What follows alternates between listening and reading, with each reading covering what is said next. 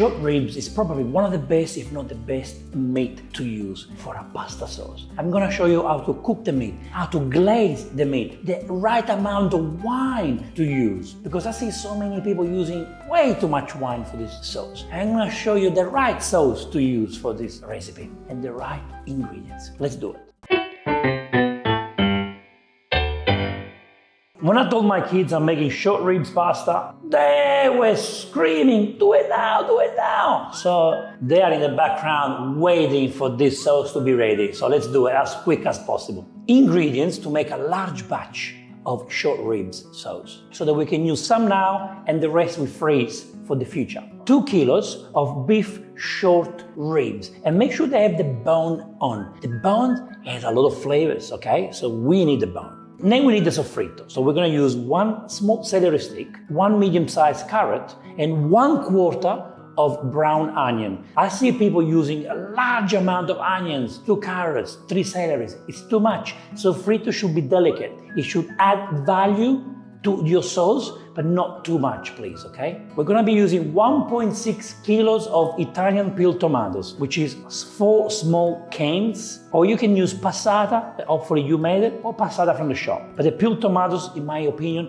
adds more richness. And then we're gonna add some herbs. You don't have to, but we're gonna add some oregano and thyme from my garden. But you can use rosemary if you like the flavors of rosemary. You can add sage, completely up to you. You might be tempted to use dry. I don't recommend it, but if that's the only option you got, use dry.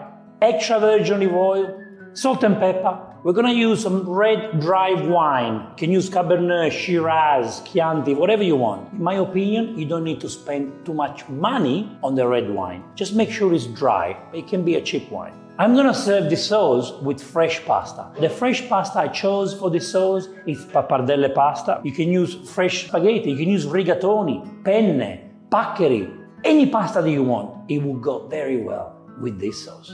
The first thing we're going to do here is to blend the soffritto. This is something I do, okay? I want to blend the soffritto because I want the soffritto to disappear in the sauce, kind of make love with the meat. We're gonna get the celery, just quickly break it, the carrot, which will quickly break, and the onion.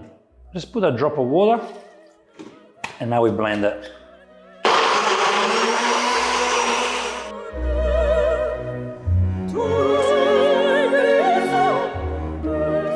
Great, done. Now let's keep this on the side and let's work on the meat. We must cook this in a Dutch oven, okay? So here I've got a bake cookware Dutch oven, which is the latest creation. Let's put the Dutch oven on the stove on a medium heat, please, okay? We really want to cook the meat, sear the meat perfectly, okay? So let's go with extra virgin olive oil, about 3-4 tablespoons. While the Dutch oven warms up, let's put the salt on the meat, okay? So you put salt on both sides. You wanna be generous with the salt. Now the Dutch oven is nice and hot, so we can sear the meat. Here we go. Fits perfectly.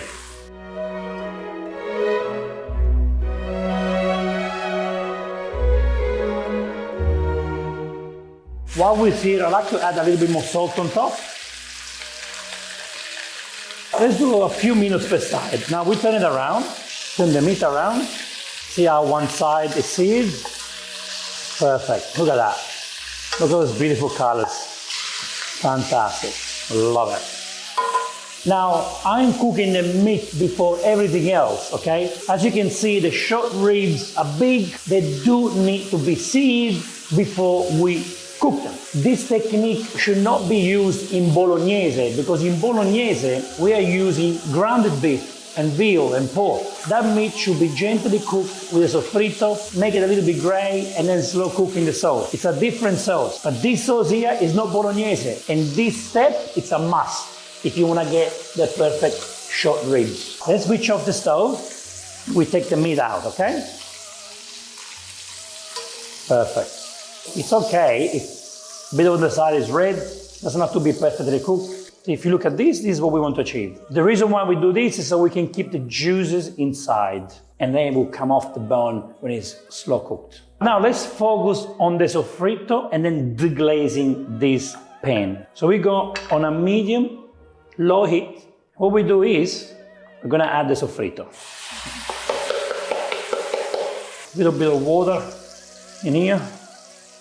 Now, this is what we're gonna do with this creamy soffritto, okay? With this blended soffritto, first it's going to get the flavors from the meat. It's kind of starting to deglaze the pan already, even before we add the wine. So now it's making love with the oil, which has got flavors from the fat of the meat. And this is a very important step for me. We're gonna cook this soffritto for about 5 minutes before we put the meat back in.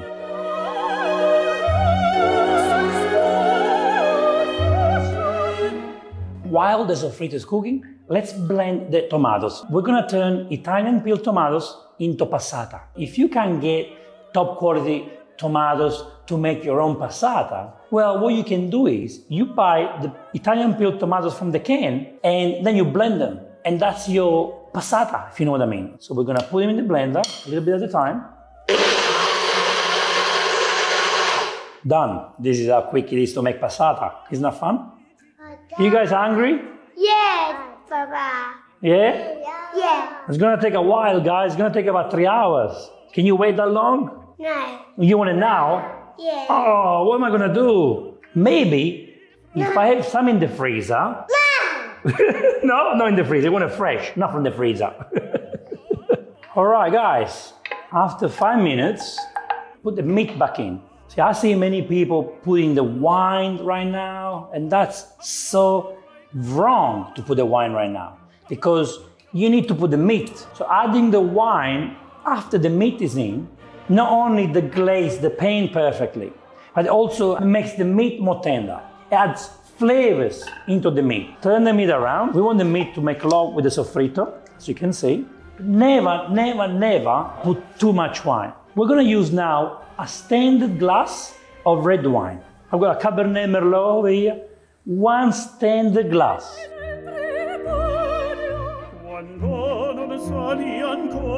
We've got enough wine in there to deglaze our pan, okay? At this point, we don't put the lid on, okay? We don't do that because we need the wine to evaporate. Even if you don't drink wine, you do need to use wine, okay, for this recipe. The alcohol will evaporate, you're not actually drinking any alcohol. See, actually the meat is already tender. What we're doing right now, we're actually deglazing this pan, which means we are getting all those flavors stuck to the pan. We're gonna get them back in action, so they're not gonna disappear. You can actually tell when the wine is evaporating because it's got a very strong smell.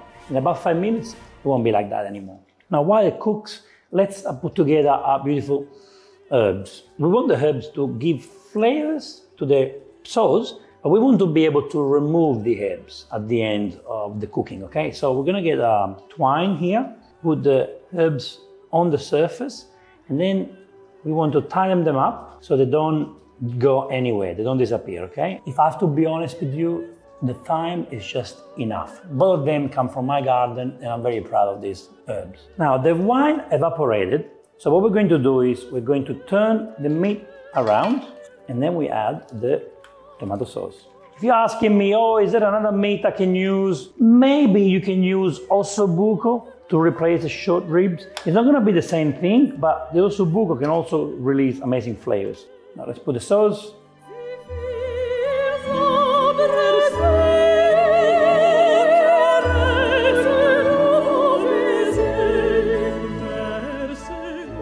I know that some of you might be interested in adding tomato paste before the passata, so you can do that. You can add tomato paste. For me, you don't need the paste, but it's not a bad thing to use. So what we want to do now is to make sure that the tomatoes reach the bottom of the pan. So move the meat around. Now, before we put the lid on, let's add more salt. Not too much. We're going to add more later if we need more salt. Let's put some pepper. And let's put the herbs inside.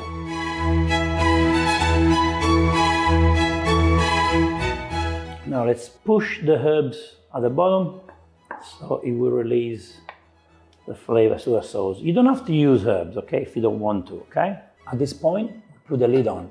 First, because we don't want any evaporation happening. We want to keep everything in there. We don't want to add any water. no liquids, nothing else at the moment. So I want the sauce to be in there, to keep all the flavors in there, okay? And we're gonna cook it for 3 hours. Yes, you can do it for less, but I believe the more the better in this case. In the next 3 hours, I would recommend go and turn the meat around, stir a little bit, every 30 minutes, maybe every 45 minutes. In 3 hours, we'll be able to get the bones off the meat and finish the sauce up. The sauce has been cooking for hours, okay? What we need to do now is to smell it. Oh, this is the Sunday smell that comes from my grandmother's house. What we need to do now is very important. So first, let's remove the herbs, because the herbs have done the job. We don't need them anymore. Second, we need to get the bones off the meat. And as you can see, it comes off very, very easy. Look at that. Look how easy it is for the bone to come off. And I've got the bone clean. The bone have released all the flavors, so now it can go. You can take this out of the pot if you want, if it's easier. But look, this one came off by itself. Don't even have to do anything, look. How wonderful is this?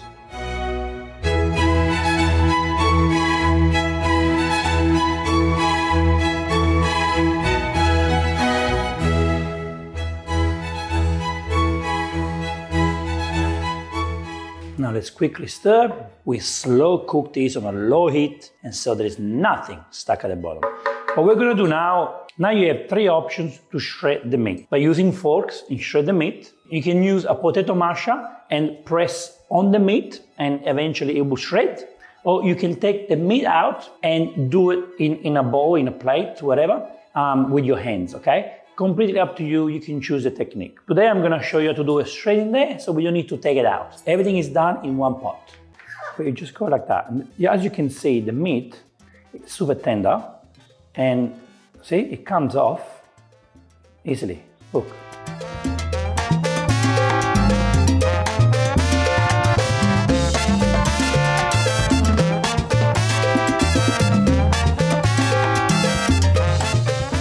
At this point, let's switch off. Let's switch off the stove at this point. And what we can do, we can go with a potato masher right on top like that. And this will do the job. It will shred the meat. And you do want some chunks, you know? Well, why not? You do want some chunks in your pasta when you have it. I don't mind to have chunks. And then I break it in my plate. To make it look rustic, you need to do this.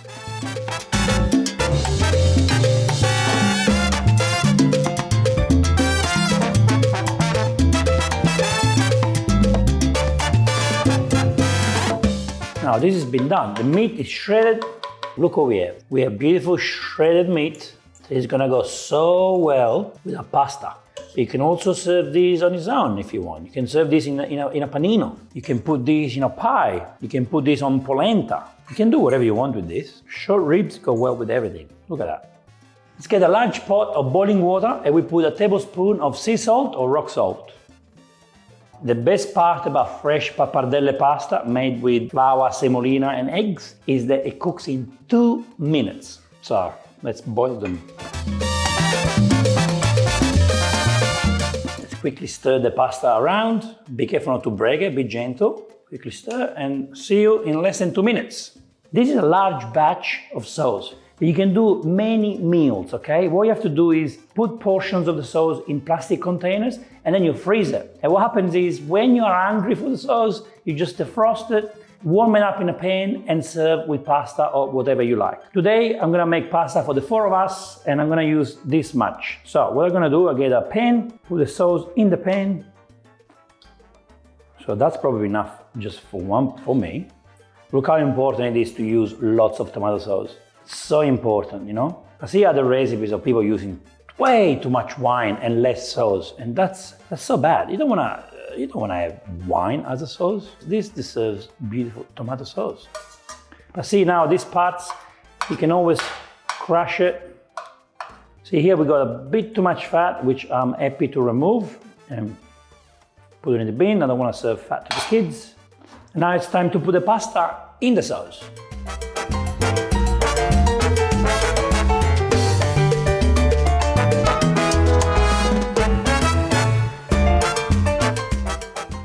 pasta straight in the sauce, and don't worry about the pasta water. Pasta water will be useful in this case. Try not to break the pasta, okay? So be delicate when you collect the pappardelle. I've got some pasta water on the side in case I need some. And now let's gently mix the pappardelle with the sauce.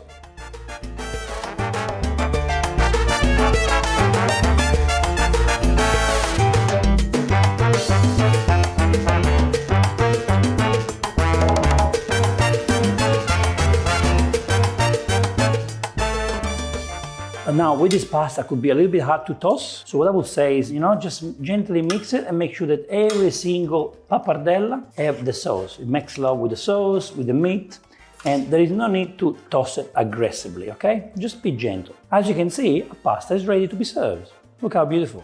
Every single pappardelle pasta has absorbed the sauce. See, the sauce stays on. The meat, most importantly, stays on the pasta. See, that's something that you can't achieve with spaghetti. See that? That's priceless. When you have a bite of the pasta, you got the meat together on it, you got the sauce on it, that's what you want to achieve. If you want just a quick toss,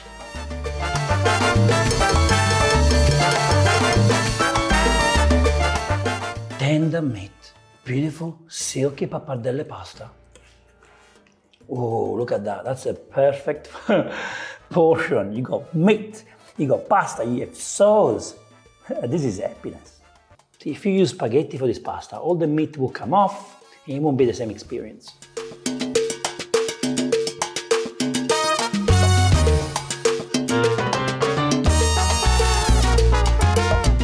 I think I need to do a test from the pans.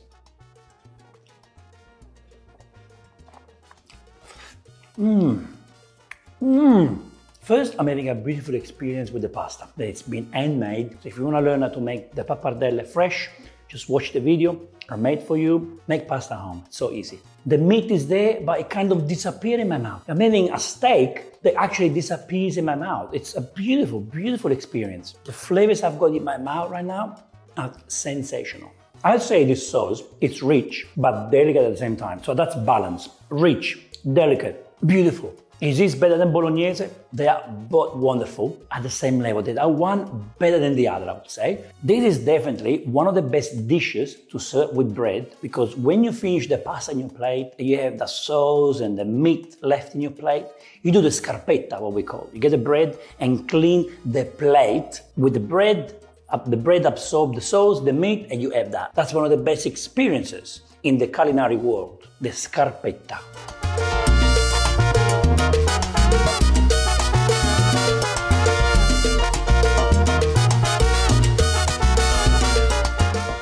So wonderful.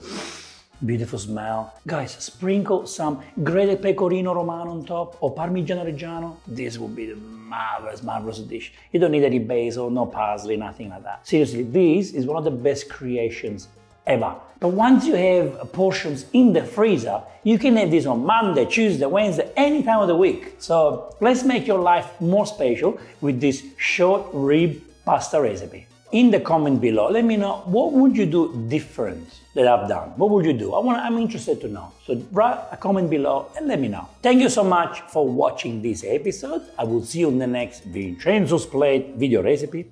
E ora si mangia. Vincenzo's Plate.